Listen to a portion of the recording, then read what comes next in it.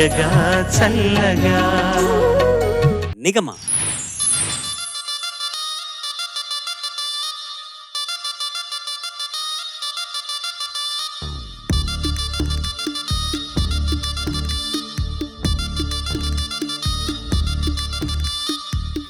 Cocoa cocoa కడితే కురుకురుమంటూ చూస్తారు, పొట్టి పొట్టి gown వేస్తే పట్టి పట్టి చూస్తారు. కోకా కాదు గౌను కాదు కట్టులోన ఏముంది, మీ కళ్ళల్లోనే అంతా ఉంది, మీ మగ బుద్ధే వంకర బుద్ధి. ఊ అంటావా మావా, ఊ అంటావా మావా, ఊ అంటావా మావా, ఊ అంటావా మావా.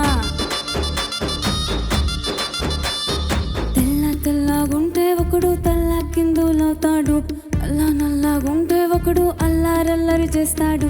తెలుపు నలుపు కాదు మీకు రంగుతో పని ఏముంది, సందు దొరికిందంటే చాలు మీ మగ బుద్ధి వంకర బుద్ధి.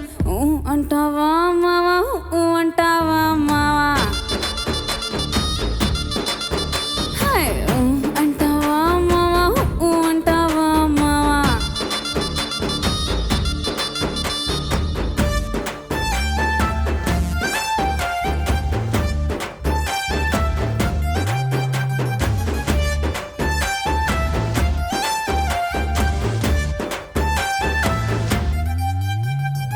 ఎత్తుగుంటే ఒకడు ఎగిరి గొంతులేస్తాడు, కురసాగుంటే ఒకడు మురిసి మురిసిపోతాడు. ఎత్తు కాదు కురసా కాదు మీకో సత్యం చెబుతాను, అందిన ద్రాక్ష తీపి మీకు మీ మగ బుద్ధే వంకర బుద్ధి. ఊ అంటావా మావా, ఊ అంటావా మావా, హాయ్ ఊ అంటావా మావా, ఊ అంటావా మావా. ఒత్తుగుంటే ఒకడు ముద్దుగున్నావంటాడు, సన్నంగుంటే ఒకడు సరదా పడిపోతుంటాడు. పొద్దు సాదు సన్నం కాదు ఉంపు సంపు కాదండి, ఒంటిగా సిక్కామంటే చాలు మీ మగ బుద్ధి వంకర బుద్ధి. ఊ అంటావా మావా, ఊ అంటావా మావా, హాయ్ ఊ అంటావా మావా, ఊ అంటావా మావా.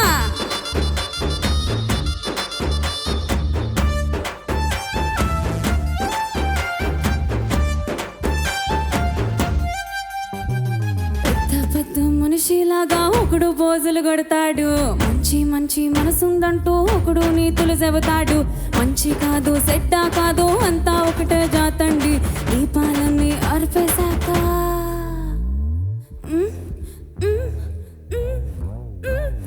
దీపాలన్నీ ఆర్పేశాక అందరి బుద్ధి వంకర బుద్ధి. ఊ అంటావా మావా, ఊ అంటావా మావా, అంటావే పాపా, ఊ అంటామా పాపా, ఊ అంటావా మావా, ఊ అంటావా మావా. అంటావే పాపా, ఊ అంటామా పాపా.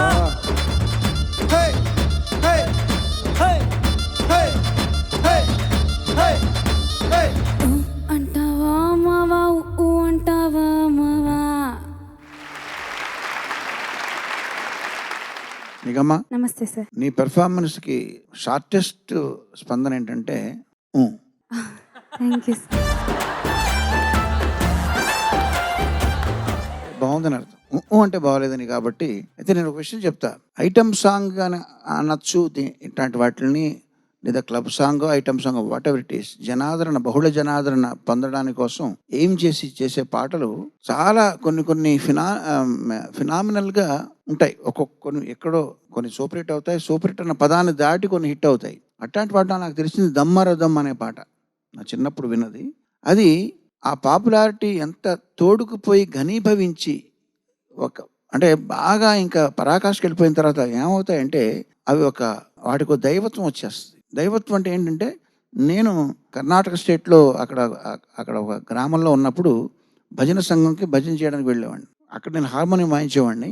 వాళ్ళు ఈ దమ్మరదం అనే పాటని దైవపరంగా పాడుకుని ధిమ్మి తక్క ధిమ్ ఈశ్వరుడి మీద ఢమ్మరుక ఢమ్ ఓం హర ఓం స్వామి శివ శుభనాం అని ఎందుకంటున్నానంటే, కొన్ని దశాబ్దాల తర్వాత మళ్ళీ ఈ పాట అలా దైవత్వాన్ని పొంది శోభారాజు గారి వరకు వెళ్ళిందంటే ఆ ఘనత చంద్రబోస్ గారిగా దేవిశ్రీ ప్రసాద్గా లేదా ఈ పాట పాడిన ఇంద్రావతి అనే అమ్మాయిగా అది చెప్పలేం. ఒక్కొక్కసారి అది అనుకుని చేసేది కాదు. ఆయనే మళ్ళీ ఇలాంటి పాట ఇంకోటి రాయమంటే రాయలేకపోవచ్చు. ఒక్కొక్కసారి శంకరాభరణం సినిమా లాంటి సినిమా మళ్ళీ ఆయనే తీలేపారు. అది అనుకుంటే రాదది. ప్రతిదానికి దైవ సంకల్పం కావాలి. ఇలాగా ఆయన ఎంతమంది హింసించుంటారో అంటావా లాంటిది ఇంకోటి ఇవ్వండి అని చెప్పి ఆయన అందాం అనుకున్నా ఊహే వచ్చి ఉంటుంది అక్కడ నుంచి. బట్ ఏమైనా చంద్రబోస్ గారు ఈ ఇంత చాలా పరాకాష్ఠకి వెళ్ళిపోయినటువంటి ఐటమ్ సాంగ్ని మీరు రాసినందుకు మీకు మరొక్కసారి అభినందనలు చెబుతూ, మీరు శోభారాజు గారిని కూడా మీరు ఇన్స్పైర్ చేశారంటే ధన్యవాదాలు. చూడండి.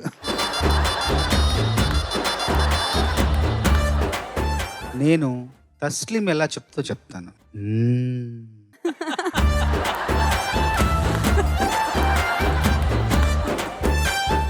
బాగా పాడావు నిగమా, చాలా బాగా పాడావు. నిజానికి రంగస్థలంలో జిగేల్ అనే పాట ఉంది కదా, జిగేల్ అనే పాట ఒక 2-3 రోజులు షూటింగ్ అనగా అప్పుడు అందరికీ దాని మీద సందేహం వచ్చి దీనికి వేరే పాట ఒకటి చేద్దామని సుకుమార్ గారు అడిగితే అప్పుడు అంటావా మామ అంటావా అని 2 మాటలు ఇచ్చాను. ఇవ్వడంతో బాగుందని ఆ పాట మీద మళ్ళీ కొత్తగా రాద్దాం అనుకున్నాం. మళ్ళీ ఎందుకు రికార్డ్ అయిన పాట చేసేద్దామని జిగేల్ రన్ చేశారు.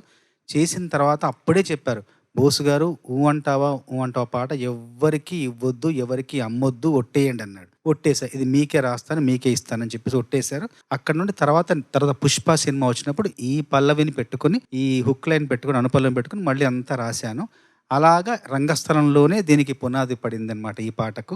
అంతకాలం ఆయన ఎదురు చూశారు. నిజానికి అంటావా మామ అనే మాట ఇస్తే దాన్ని అంతా ఒక 2 ఏళ్ళు కాపాడుకొని అసలు ఆ పాటగా ఆయన ఓకే చేయడం అన్నది గొప్ప విషయం సుకుమార్ గారు. తర్వాత ఈ పాట నిజానికి కొంచెం మంచి విషయం చెప్పబోతున్నా. ఈ పాట గీతం మాత్రమే కాదు, ఇదొక నిష్ఠుర సత్యం, కఠోర సత్యం, సంపూర్ణ సత్యం, నగ్న సత్యం. పురాతన కాలం నుండి పురుషుని రక్తంలో ఉన్న అంతర్లీనంగా ఉన్న అంతులేని జంతు ప్రవృత్తిపై గురిపెట్టిన అణ్వస్త్రం ఈ పాట. పనిచేసే కార్యాలయాల్లో, ప్రయాణించే వాహనాల్లో, చదువు చెప్పే ప్రాంతంలో, చదువు నేర్చుకునే ప్రదేశంలో, ఇళ్లల్లో, షాపింగ్ మాల్లో, అన్ని చోట్ల వాళ్ళు ఎదుర్కొంటున్న లైంగిక వేధింపులపై గురిపెట్టిన అణ్వస్త్రం ఇది. ఐటమ్ సాంగ్ కాదు, ఆటం బాంబ్ ఇది. ఈ పాట రాయడానికి దమ్ముండాలి, రాయించుకోవడానికి దమ్ముండాలి, పాడడానికి దమ్ముండాలి, ఇక్కడ ఎంపిక చేసుకొని దాన్ని మళ్ళీ పాడడానికి దమ్ముండాలి. Thank you sir, thank you so much. అత్యద్భుతంగా పాడావు నువ్వైతే. Thank you. నువ్వు ఈ పాట పక్కన నీ పేరు చూసిన వెంటనే ఓకే, ఇంద్రావతిని అక్కడ ఎలా సెలెక్ట్ చేశారో ఈ పాట నేను వెతుక్కుంటూ అలా వచ్చింది నీకు ఈ రోజు పాడతా తీగలో పాడడానికి అని అనిపించి చాలా సంతోషించాను. Because your voice culture is unique and ఇటువంటి పాటలకి బాగా సెట్ అవుతుందని నాకు చాలా నచ్చింది నాన్న. You did a fantastic job. Thank you so much ma'am.